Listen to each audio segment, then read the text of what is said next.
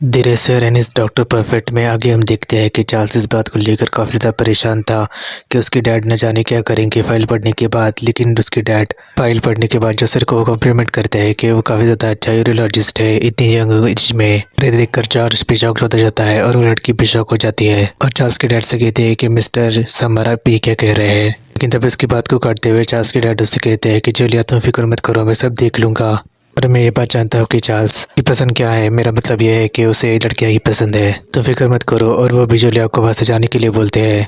वो भी इरिटेट होकर वहाँ से चली जाती है। जूलिया के जाने के बाद चार्ल्स भी रात भरी सांस लेता है और कहता है कि फाइनली वो वहाँ से चली गई है। लेकिन तब भी वो उसके डैड से कहता है कि डैड आखिर आप इस बंदे के साथ इतने अच्छे से बिहेव क्यों कर रहे हैं। लेकिन तब भी उसके डैड उसे डांट देते हैं और उससे कहते हैं कि अभी तुम मुझसे झूठ बोली जा रहे हो, तुम्हें क्या लगता है कि मैंने तुम्हारे रिपोर्ट्स नहीं देखे अभी। चार्ल्स भी वो फाइल उठाकर उसकी रिपोर्ट देखता है और कहता है कि डैड तो आप मेरी रिपोर्ट्स देख चुके हैं। लेकिन तब भी वो जोसेफ को भी दिखता है और अपने मन में ये कहता है कि डैड को सिर्फ इस रिपोर्ट के बारे में ही पता है, उन्हें दूसरी सच्चाई के बारे में नहीं पता कि मैं और जोसेफ। ये बात जानकर वो खुश भी हो जाता है कि ये सब अब सेफ है। लेकिन तभी उसके डैड उससे कहते हैं कि अगर मुझे ये इसके बारे में पता नहीं चलता, अगर मैंने छानबीन नहीं की होती, तो मुझे अब पता चल रहा है कि तुम शादी क्यों नहीं करना चाहते हो, क्योंकि तुम इनसिक्योर हो तुम्हारे बेट की परफॉर्मेंस के बारे में। चार्ल्स भी अपने डैड की बात सुनने के बाद खुश हो जाता है और उसके डैड से कहता है कि हाँ डैड यही वजह है। आगे वो अपने डैड से रिक्वेस्ट करता है कि प्लीज़ डैड मुझे जूलिया से मैरिज करने में फोर्स मत करिए। आगे वो उससे कहते हैं कि आप उसे मुझे दूर से ही रखिए। लेकिन तभी उसके डैड उसे ताना मारते हुए कहते हैं कि जो उस लड़की को नहीं बल्कि तुम्हें रोकना चाहिए था पहले ही, जब तुम पॉन दिखते थे।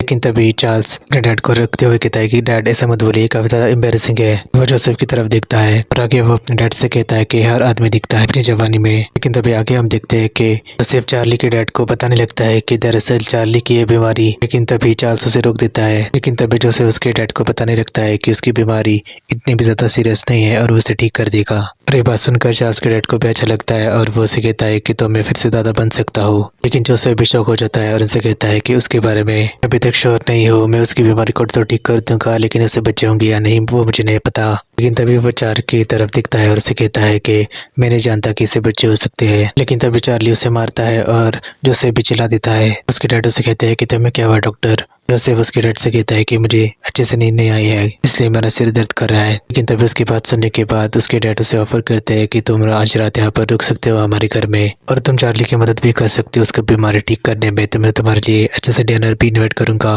लेकिन उसके डैड को चार्ली कहता है कि डैड इसकी कोई भी ज़रूरत नहीं है। लेकिन तभी जोसेफ कहता है कि बिल्कुल मैं ही रुकना चाहूँगा, मुझे रोकने देने के लिए thank you so much sir. लेकिन तभी उसके डैड उससे कहता है कि मैं अभी लुकस से कहता हूँ तुम्हें तुम्हारा रूम दिखाने के लिए। तभी चार्ल्स कहता है कि उसके डैड को जोसेफ को उसका रूम में ही दिखा देता हूँ और वो उठकर खड़ा हो जाता है और डॉक्टर से कहता है कि डॉक्टर इस तरफ आओ। और आगे हम देखते हैं कि चार्ल्स उसे उसके कमरे में लेकर आता है और उसे कहता है कि थैंक गॉड डैड को हमारे बारे में पता नहीं चला। लेकिन तभी उसे डांट देता है और उसे कहता है कि आखिर तुम यहाँ पर रहने के लिए मान क्यों गए। उसकी बात सुनने के बाद जोसेफ उसे कहता है कि आखिर हम दोनों अभी एक साथ हैं और मुझे भी तुम्हारे रिश्तेदार के साथ जिसे रिश्ता बनाकर रखना ही पड़ेगा, आखिर वो मेरे होने वाले फादर इन लॉ है। लेकिन तभी चार्ल्स उसे रोक देता है और उसे कहता है कि तुम क्या कह रहे हो फादर इन लॉ। लेकिन तभी वो चार्ल्स के हाथ को चूमते हुए उसे कहता है कि मैं उनके घर पे रहने वाला दामाद भी बन सकता हूँ। लेकिन तभी जोसेफ उसका कमरा दिखने लगता है और उसे उसकी और जूलिया की फोटो मिलती है। उस फोटो को लेकर जोसेफ उसे ताना मारता है कि तुम्हारी फियांस को पहले से ही तुम्हारे कमरे में जगह मिल चुकी है, लेकिन कल रात को तो तुमने मुझे बेड से नीचे फेंक दिया था।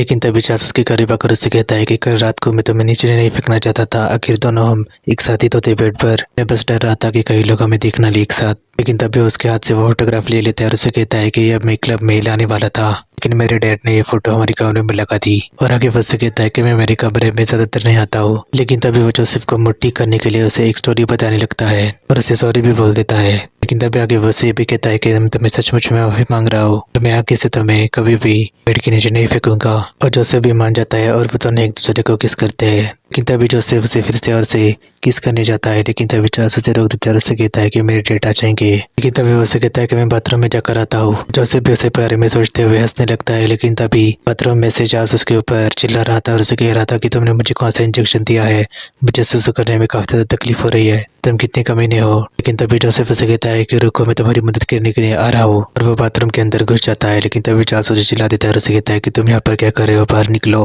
और आगे रात में हम देखते हैं कि जोसेफ उसके कमरे में जा जाता है उसके साथ सोने के लिए। चार्ल्स फिर जल्दी कर शौक होता है, उसे कहता है कि तुम्हें डर नहीं लग रहा कि मेरे डैड को पता चल जाएगा तुम्हारे कमरे में कोई भी नहीं है। जोसेफ उससे कहता है कि तुम्हारे डैड मेरे कमरे में क्यों आएंगे इतनी रात को। चार्ल्स भी उसे बोलता है कि हाँ तुम सही कह रहे हो। लेकिन तभी हम देखते हैं कि उसके पापा अंदर एंटर करते हैं। उन्हें अंदर आते हुए देखकर चार्ल्स भी डर जाता है, जोसेफ भी डर जाता है। लेकिन तभी हम देखते हैं कि चार्ल्स बेड के नीचे कूद जाता है। लेकिन तभी उसके डैड उसे कहते हैं कि डॉक्टर तुम यहाँ पर क्या कर रहे हो और चार्ल्स कहाँ पर है, ये उसका कमरा है। लेकिन तभी उसके डैड उसके मन में कहते हैं कि कहीं जूलिया मुझे सच तो नहीं बता रही थी। और उसके डैड से जोसेफ कहता है कि मुझे स्लीप में प्रॉब्लम हो रहा था, इसलिए चार्ल्स ने मुझे ऑफर किया कि वो मुझे उसके कमरे में सोने देगा। और आगे जोसेफ उनसे कहता है कि चार्ल्स बगल वाले कमरे में सो रहा है। और उसके डैड भी कहते हैं कि रियली। उसके डैड भी वहां से जाने लगते हैं और अपने नौकर से कहते हैं कि गेस्ट रूम की तरफ चलो। लेकिन तभी चार्ल्स भी खिड़की से कूद कर गेस्ट रूम में चला जाता है सोने के लिए। चार्ल्स के डैड गेस्ट रूम में अंदर एंट्री करते हैं और चार्ल्स को सोया हुआ देखते हैं और उन्हें भी अच्छा लगता है। लेकिन तभी उनका नौकर उससे कहता है कि हमें चार्ल्स को उठा दो। लेकिन उसके डैड उससे कहते हैं कि नहीं उसे सोने दो। और उसके डैड के वहां से जाने के बाद चार्ल्स भी उठ जाता है और रात भर सांस लेता है। लेकिन तभी वो कूद कर फिर से अपने कमरे में आ जाता है खिड़की से। लेकिन तभी वो जोसेफ के करीब आकर उससे कहता है कि हम पकड़ने जाने वाले थे। लेकिन तभी वो उसे छूने लगता है और जोसेफ उसे कहता है कि अपने हाथ में कंट्रोल रखो। लेकिन तभी चार्ल्स उसे कहता है कि प्लीज मेरी हेल्प करो। लेकिन तभी जोसेफ उसे ताना मारते हुए कहता है कि तुम्हारे पापा यहाँ पर थे तब तो तुम ऐसे बिहेव नहीं कर रहे थे। चार्ल्स उसे कहता है कि तुम्हारे बॉयफ्रेंड हो तो मेरी मदद करो, अभी बाकी के बारे में हम बाद में बात करेंगे। और वो दोनों ही रजाई के अंदर घुस जाते हैं और करने लगते हैं। और आगे हम देखते हैं कि वो लड़का काफी ज्यादा डिसअपॉइंट था कि वो डॉक्टर के साथ नहीं सो पा रहा था। लेकिन तभी वो चार्ल्स की फिर से फोटोग्राफ देखने लगता है और उसका मसा भी फिर से देखने लगता है और सही कहता है मैं सचमुच में चार्ल्स के साथ सोने वाला था। लेकिन तभी वो ये भी सोचता है कि चार्ल्स को मैं पसंद हूँ शायद, इसलिए वो मेरे साथ अच्छे से बिहेव कर रहा था उस दिन। और आगे हम देखते हैं कि वो चार्ली से मिलने के लिए आ जाता है और चार्ली को भी याद आता है कैसे उस लड़के को उसने होटल में भी देखा था जोसेफ के साथ। और वो उससे कहता है कि तुम यहाँ पर क्या कर रहे हो। लेकिन तभी वो चार्ली को छूने जाता है और चार्ल्स उसे कहता है कि मुझे मत छुओ, डिस्टेंस मेंटेन करो। लेकिन तभी वो लड़का चार्ल्स से कहता है कि मुझे पता है कि तुम मुझे पसंद करते हो। और चार्ल्स उसे कहता है कि तुम पागल हो गए हो, कुछ भी मत बोलो। लेकिन तभी उसके करीब आकर उससे कहता है कि हम दोनों हुकअप कर सके हैं एक साथ होटल पर से, तुम्हें कुछ याद आया। और वह उसकी चैटिंग दिखाने लगता है उसे और चार्ल्स भी चौंक जाता है और उसे कहता है कि तो वो तुम थे। और वो लड़का भी उसे यही कहता है कि हाँ मुझे भी अभी पता चला, तुम मेरे ऊपर नजरें गड़ाए बैठे थे। लेकिन तभी वो चार्ल्स को फिर से छूने के लिए जाता है। लेकिन तभी वहाँ पर डॉक्टर जोसेफ आ जाता है और चार्ल्स के कंधे पर हाथ रख देता है और उस लड़के को दाना मारते हुए कहता है कि ज्यादा मत उड़ो। लेकिन तभी उस लड़के को भी याद आता है कि कैसे उसने चार्ली को उस होटल में देखा था डॉक्टर के साथ। वो चार्ल्स से कहता है कि तो वो तुम थे उसके साथ। लेकिन तभी वो चार्ल्स को धमकी दे देता है कि वो उसे एक्सपोज कर देगा सबके सामने। ताकि वो उससे कहता है कि मैं सबको बताऊंगा कि तुम एक के हो, एक कार रेसर और वो भी के। लेकिन तभी चार्ल्स भी उसे समझाने जाता है। लेकिन तभी जोसेफ उसे रोक देता है। लेकिन तभी वो देखता है कि उसके पीछे से पुलिस आकर उसे पकड़ती है, उससे कहती है कि तुम्हें गिरफ्तार कर लिया जाता है ड्रग्स के केस में। लेकिन तभी जोसेफ उसका हाथ पकड़ लेता है और उससे कहता है कि सब कुछ ठीक हो गया, अब वो किसी को कुछ नहीं बताएगा।